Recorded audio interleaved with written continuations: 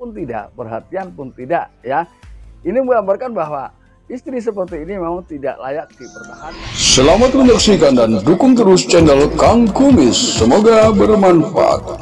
Assalamualaikum warahmatullahi wabarakatuh. Kembali lagi bersama saya Kang Kumis. Pada kesempatan kali ini Kang Kumis kembali bersama sahabat semua, tentunya masih di channel Kang Kumis, yang selalu membahas seputar kehidupan rumah tangga, dari masalah percintaan hingga masalah perselingkuhan. Nah, pada kesempatan kali ini Kang Kumis ingin membahas mengenai ada beberapa ciri istri, ya. Di sini ada 9 ciri istri yang pantas ditinggalkan. Kan juga ada istri yang pantas dipertahankan dan ada istri yang layak untuk ditinggalkan. Artinya memang ketika memang itu harus dicerai, walaupun perceraian adalah hal yang paling dibenci Allah Subhanahu wa taala.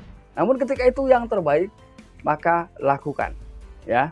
Daripada selamanya harus menanggung rasa sakit di dalam hatinya. Karena tujuan kita berumah tangga adalah membangun rasa bahagia satu sama lain antara suami dan istri, bukan saling tersakiti dan menyakiti.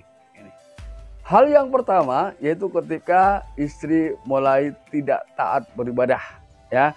Karena sesungguhnya ibadah, ya, ketika bicara ibadah tentunya berdasar kepada keyakinan masing-masing, dan semua peribadahan tentunya memiliki nilai yang sangat baik bagi yang meyakininya.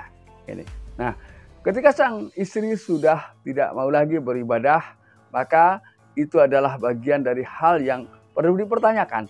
Ketika kita sebagai suami sudah berusaha untuk memberikan nasihat, memberikan pemahaman dan pengertian, namun masih belum mau juga, ya, maka tingkatkanlah level nasihatnya. Beri sedikit penekanan, ya, untuk membuktikan bahwa betapa pentingnya ibadah, ya, karena itu sudah termasuk salah satu ciri istri yang pantas atau patut ditinggalkan jika sudah tidak mau lagi beribadah, tentunya mendasar kepada keyakinannya masing-masing, ya. Ini yang pertama. Lalu kemudian yang kedua adalah tidak taat kepada suami, ya. Tentunya ketaatan yang dimaksud adalah taat kepada hal-hal yang baik, ya, yaitu bisa menunjang peribadahan, bisa menunjang keharmonisan rumah tangga, ya. Karena sebagai suami yang baik tentunya tidak akan memerintahkan hal-hal yang buruk. Ini yang kedua, ya.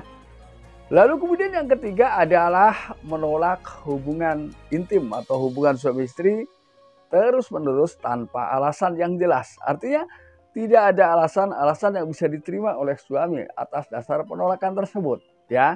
Karena itu adalah bagian dari nafkah yang harus diterima oleh masing-masing pihak, atau yang lebih dikenal dengan nafkah batin, ya. Ketika sang istri selalu menolak, selalu ini, ya, tentunya siapa sih yang merasa bahagia ketika keinginan tersebut ditolak? Itu adalah hal yang paling, menurut saya adalah hal-hal yang paling penting walau terlihat sepele, ya. Jadi ketika diomongin di depan umum juga nggak pantas, tapi ditolak juga sakit, kan susah ini, ya. Maka ketika sudah menggambarkan seperti itu, jangan pernah ragu, ya. Beri ketegasan. Ketika sudah tegas masih tetap menolak, ceraikan, ya.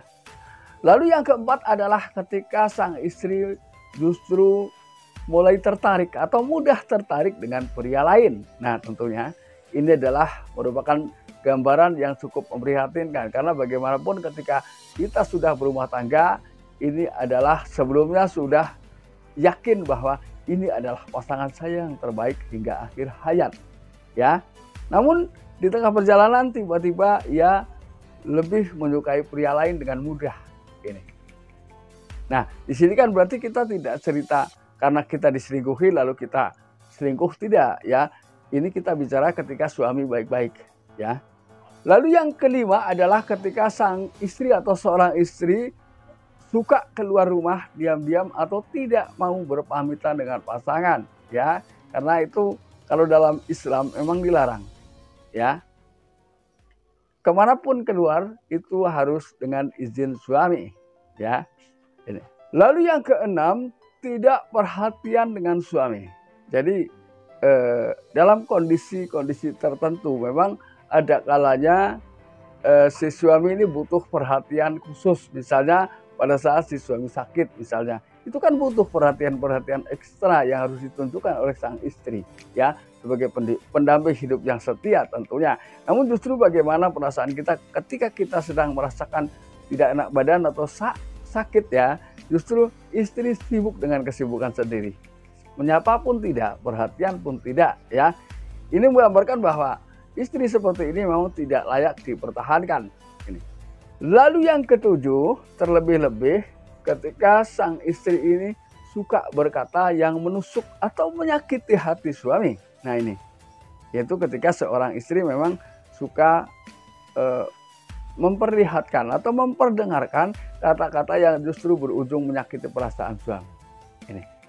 Jadi kalau Anda mau bertahan silahkan, tapi rasa sakit Anda ini, daftar rasa sakit hati Anda akan semakin panjang ketika Anda mempertahankannya, ya.